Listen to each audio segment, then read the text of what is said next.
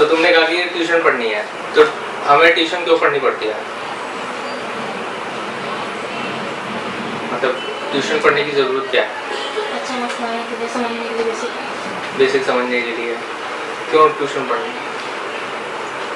कि बुक में लिखा है वो पर ढंग से समझ में नहीं आता, तो टीचर समझाते हैं और कॉन्टैक्ट करते हैं। तो जो बुक में लिखा था और समझ नहीं आया उसके लिए तुम्हें स्कूल में टीचर मिला, स्कूल के टीचर इसीलिए थे, इसीलिए तुम स्कूल में जा रहे थे, फिर ट्यूशन की जरूरत क्यों पड़ी? टीचर को समझ नहीं आया, जो टीचर ने पढ़ाया वो समझ नहीं आया। कई बार ऐसे भी अपने आसपास बच्चे देखोगे जो एक ही सब्जेक्ट की दो ट्यूशन ले रहे हैं। कई बार होते हैं बच्चे की एक ही चीज दो टीचर से पढ़ रहे होते हैं ताकि उनको ज्यादा अच्छे से समझ आ जाए। तो मतलब गड़बड़ क्या हो रही है कि जो उन्हें इतनी ट्यूशन की जरूरत पड़ रही है, मतलब मैं भी इसी में आ गया, मैंने भी खूब ट्यूशन पढ़ी है मतलब आगे तक, पर ट्यूशन की गड़बड़ कहाँ होती है? ट्यूशन की गड़बड़ के दो रीजन होते हैं मेनली।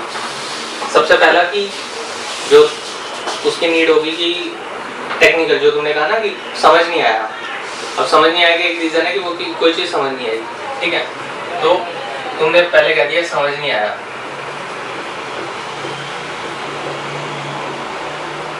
ज्यादातर बच्चों के साथ ये समझ नहीं आने वाली प्रॉब्लम कहाँ चलती है ना, एक होती है कि मान लो तुमने 9th क्लास में कुछ पढ़ा, ठीक है, 9th का लेवल तुम्हारा यहाँ तक आ गया, ये तुम्हारा मान लो बार ग्राफ है, और 10th तुम्हें उससे 1 स्टेप अहेड एक्सपेक्ट करेगा। 9th में जो पढ़ लिया वो 10th में अप्लाई हो जाएगा, पर बच्चों का ना यहाँ पे भी आते हुए लेवल यहाँ तक होता है मान लो, ठीक है। अब ट्यूशन का या स्कूल की हेल्प ये थी कि उसके इस लेवल को वो वहां पे ले जाता ताकि उसका लेवल वो हो जाता, पर जिस ढंग से हमें पढ़ाया जाता है ना, या फिर ये लगा लो कि जिस ढंग से हम बुक्स को पढ़ते हैं जो भी करते हैं, हमारा लेवल यही रहता है। हम बस उसको एक बोलते हैं रट्टा मार के, थ्योरम्स तुम रट के तुम ये वाला गैप फिल कर देते हो और बस 9th का पेपर दे देते हो। जनरली यही हो रहा है सबके साथ, ठीक है। अब जब तुम 10th में गए हो तो यहाँ से यहाँ की जंप तो आसान थी, अगर तुम्हारा इतना समझ आ गया होता तुम्हें टॉपिक, तो यहाँ से यहाँ तक पहुँचने में हो सकता है तुम्हें ट्यूशन की जरूरत नहीं पड़ती, जितना तुम्हें स्कूल का टीचर समझाता उससे काम चल जाता यहाँ तक, ठीक। पर तुम्हें एक्चुअल जंप यहाँ से यहाँ की नहीं करनी, यहाँ से यहाँ की मारनी है 10th में आके फिर से, क्योंकि तुम्हें पहले की समझ नहीं आया पिछली क्लास में।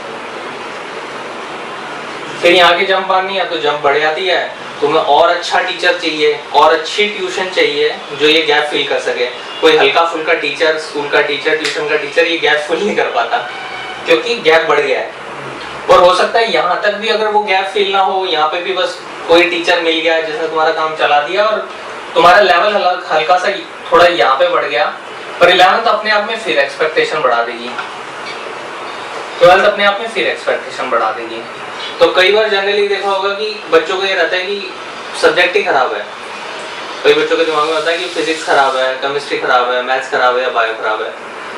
अगर ज्यादातर बच्चों से बात करो तो एक रीजन ये देखा गया कि जिन्होंने अगर टीचर किसी एक पर्टिकुलर सब्जेक्ट का अच्छा मिल जाए ना, वो सब्जेक्ट बच्चों को अच्छा लगने लगता है, और अगर टीचर अच्छा नहीं मिला तो वो सब्जेक्ट खराब लगने लगता है। तो इसका रीजन क्या हो रहा है? होता है ना, टीचर अच्छा मिल गया तो सब्जेक्ट अच्छा हो गया, टीचर नहीं मिला तो सब्जेक्ट खराब हो गया।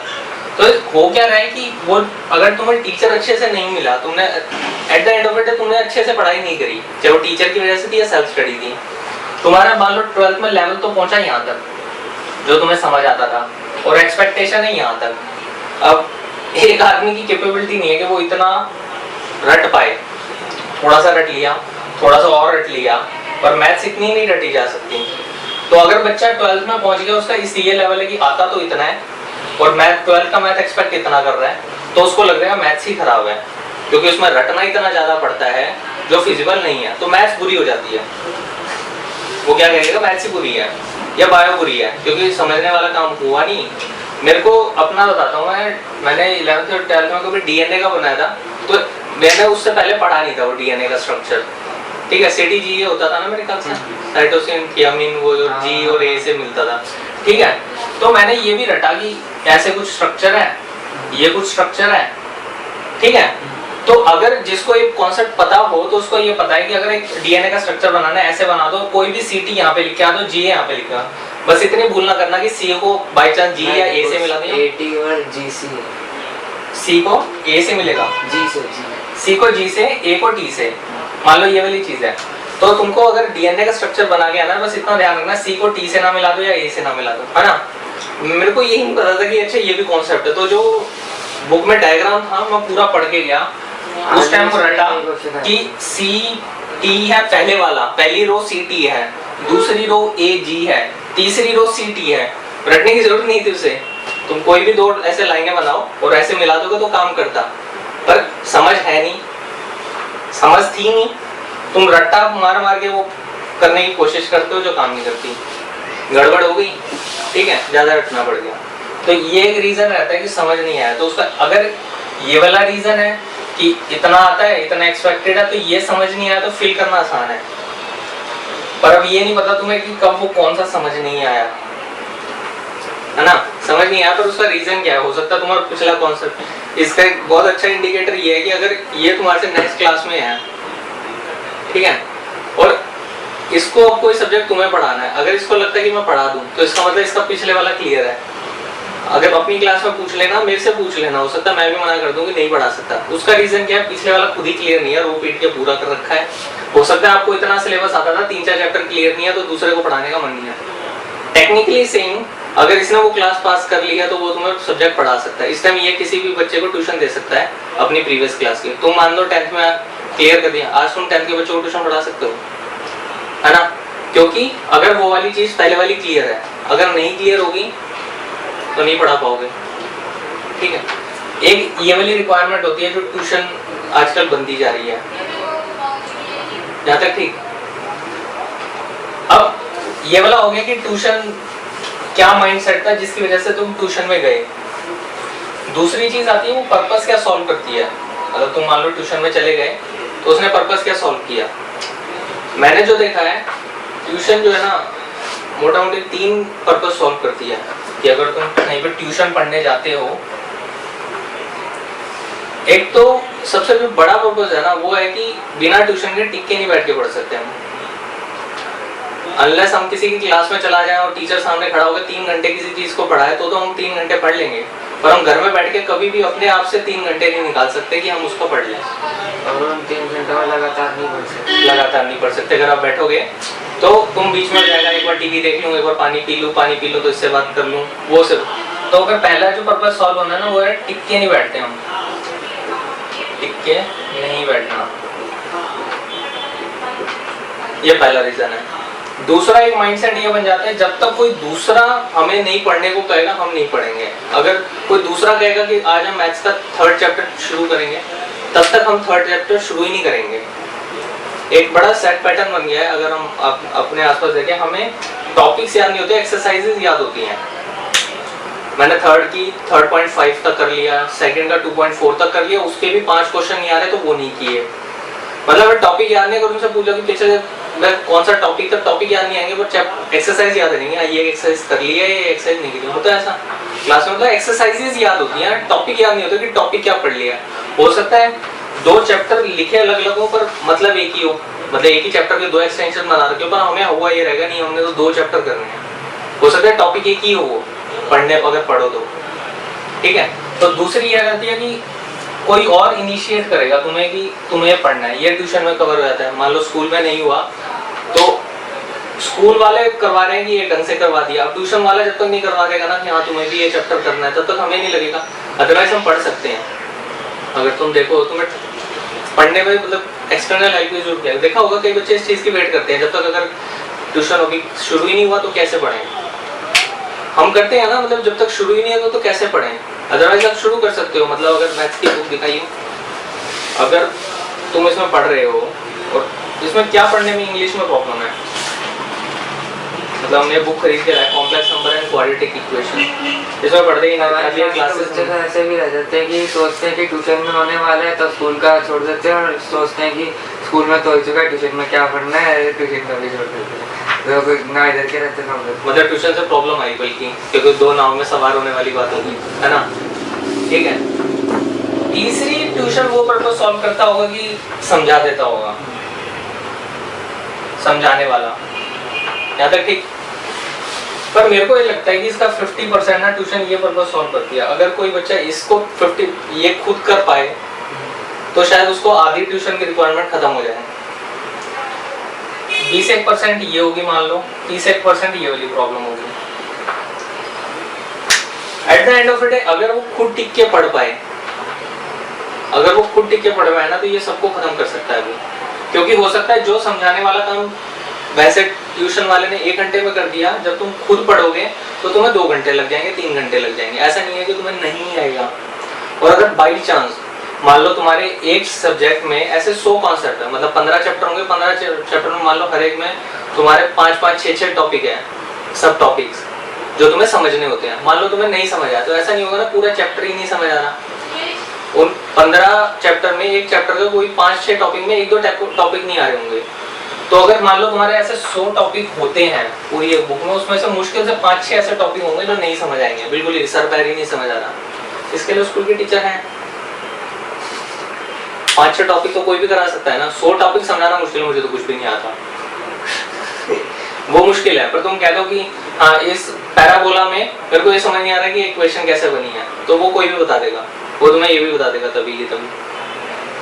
ठीक है, यही कहा था मैंने कि अगर कुछ पूछेगा तो कुछ भी बता दूंगा, पर यूं नहीं कि मेरे साथ बैठ 1 घंटा फिर तू पढ़ाना शुरू करेगा। वो ये वाली बहुत बड़ी दिक्कत है। और इससे मेरे को पता नहीं, मतलब बड़ा आगे आगे जो पढ़ता चला गया हूँ तो अब यूँ लगता है, मतलब शायद वर्ड यूज नहीं करना, तो एक हैंडीकैप्ड वाली फीलिंग आने लगती है मेरे को। मतलब ट्यूशन होना ना एक हमारे में जिस ढंग का सिस्टम बन गया, मैं किसी बच्चे की बुराई नहीं कर रहा, मैं भी उसी से गुजरा हूँ, पर जिस ढंग से हमारा सिस्टम बन गया है, एक वो अपंगता ऐसी है, हैंडीकैप सी है कि जब तक ट्यूशन नहीं पढ़ लूंगा मेरा कुछ नहीं हो सकता, वैसे वाली फीलिंग बन गई है। मतलब बच्चों में ना, मतलब जिस ढंग से वो करा, बच्चे की कोई गलती नहीं है, पर जो माहौल बन गया है, ट्यूशन नहीं करी तो तुम्हारा कुछ नहीं हो सकता। ट्यूशन मतलब ये वाली फीलिंग मानते हो बन गई है ना, जब तक ट्यूशन नहीं होगी तो मतलब कैसे नंबर आ सकते हैं।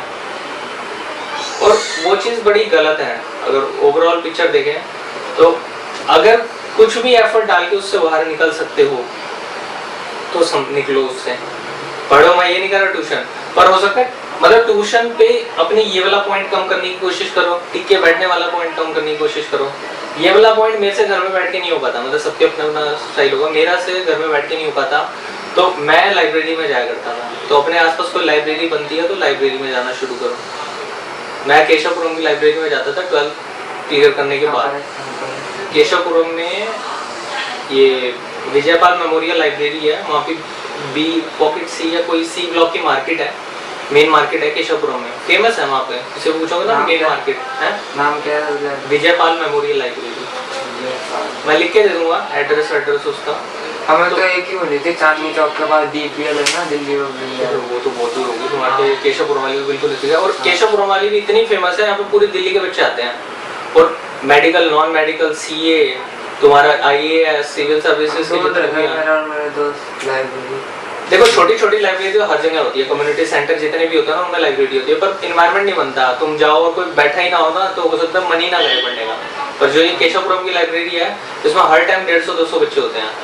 मतलब वहाँ पे तो सुबह टाइम से जाके सीट ले लो तो ले लो, बाई चांस एग्जाम के टाइम में तो सीट ही ना मिले।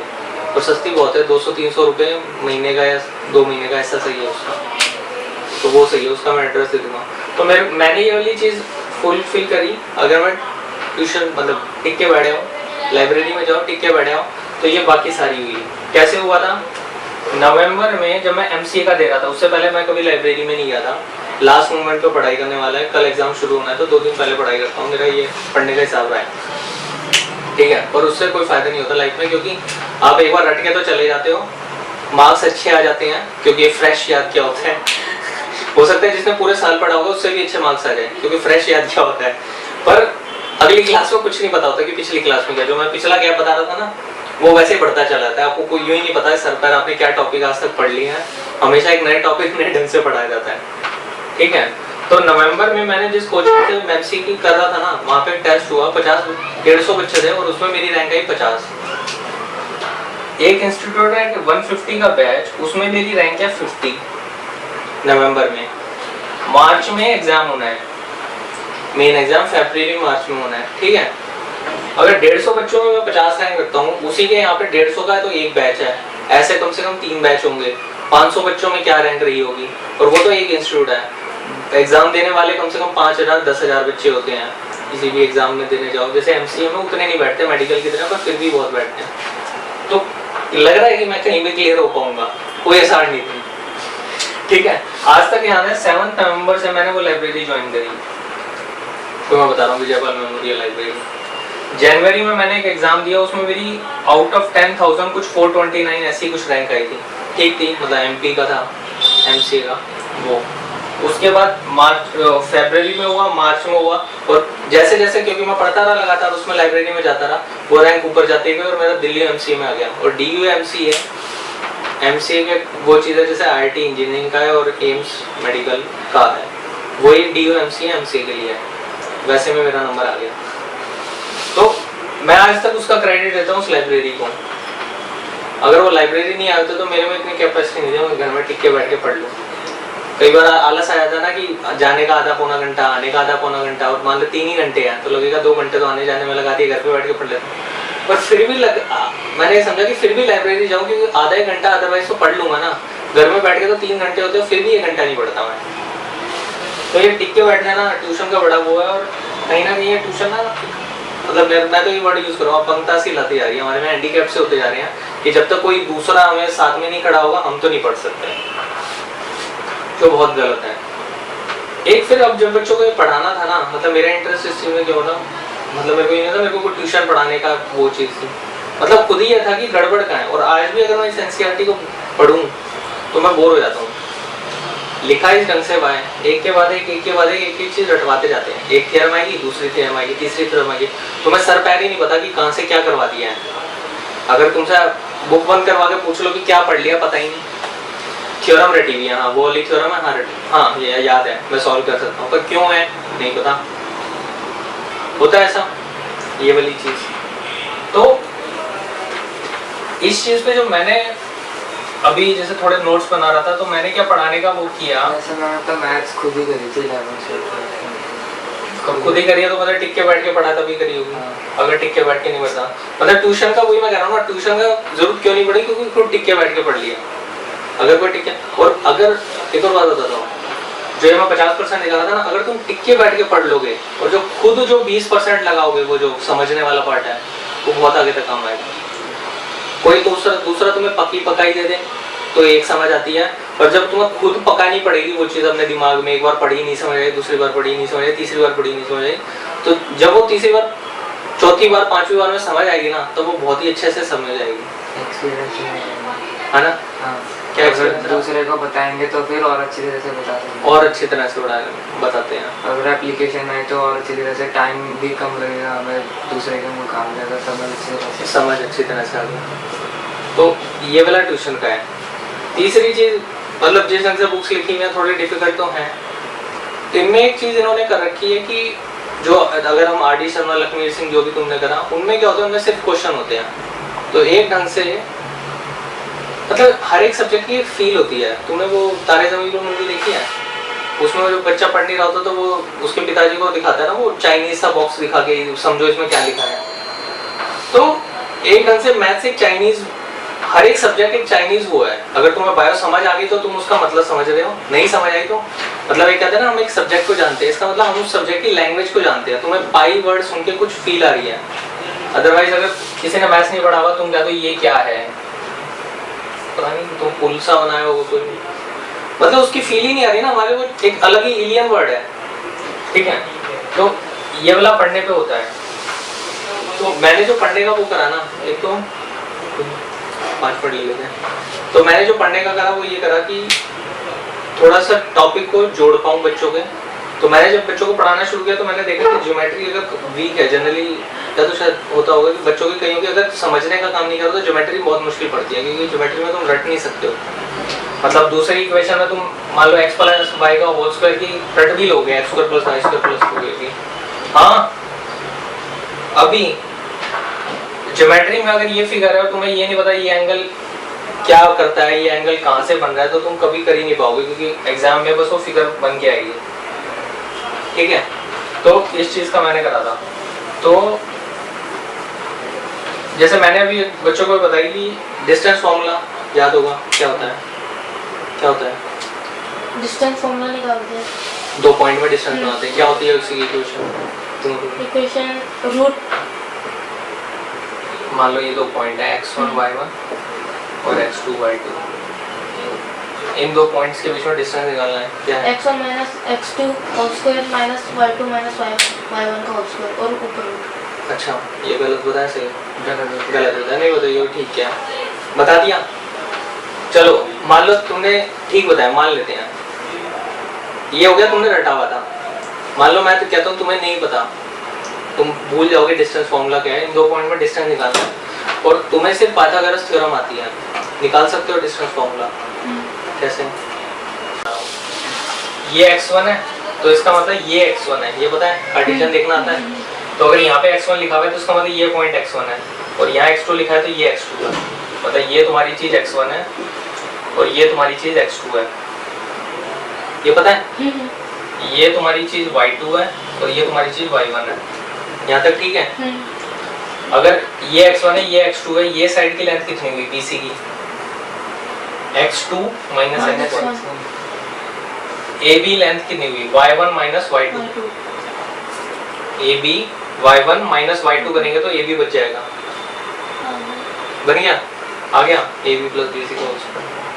कुछ भी याद नहीं करना, पर हम याद करते हैं। तुम्हें तो थोड़ा, तुम फिर भी ट्राई करने पे आगे क्लास में पूछना, कोई भी किसी को नहीं पता होगा कि डिस्टेंस फॉर्मूला, तो बस मतलब देखते ही दिखता है। अब समझने के बाद तुम्हें देखते ही दिख रहा है कि डिस्टेंस फॉर्मूला क्या चीज है, रटना नहीं पड़ रहा कि ये दो पॉइंट है x1 x2, तो इन दोनों का माइनस करोगे, ये साइड, इन दोनों का डिस्टेंस। तो ये चीज मैं कह रहा हूँ, मतलब अगर थोड़ा इसको करके देखेंगे ना तो देखते ही दिखने लगती है कि क्या चीज ढूंढने की कोशिश कर रहे हैं। और अगर नहीं समझ आया फिर तो रटते रहो, कोई वो नहीं है। फिर कोई पूछ ले कि ऐसे में तो जब यहाँ पे करेंगे तो y1 माइनस y2 आया, पर यहाँ तो x2 माइनस x1 है, पर स्क्वायर है तो कोई फर्क नहीं पड़ता। कोई लर्न करने के लिए तुम घुमा सकते हो।